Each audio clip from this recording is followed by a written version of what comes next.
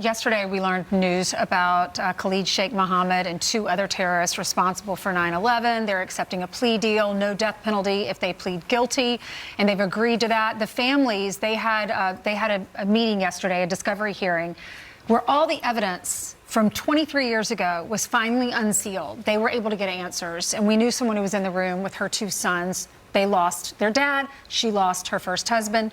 And she said it was just brutal to sit in that room for 7 hours, hear all the evidence unsealed, and watch the terrorists, hear the terrorists laughing. She said, I'll never get that laugh out of my head. How do you feel about this plea deal? In many respects, it's evil, and it's a betrayal for these 9/11 families.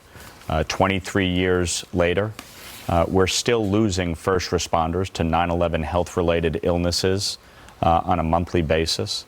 You heard the words of the UFA president and the PBA president, heartbroken, betrayal, devastated.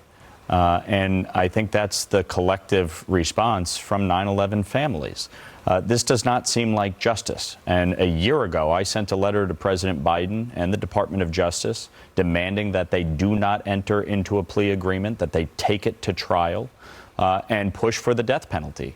Khalid Sheikh Mohammed should rot in hell for eternity. He will one day. He definitely will. But it should be a lot sooner than it will be. And I think that's where so many families feel today, that this was a miscarriage of justice.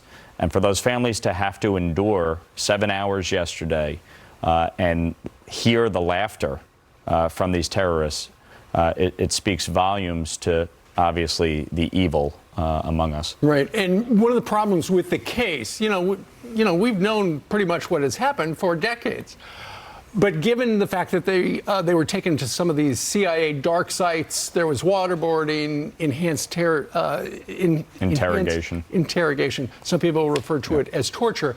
That would contaminate everything they said as evidence. And so the worry was, okay, we'll have the trial, but next thing you know, they'll win on appeal. They'll throw it all out. Because we're paying for their lawyers.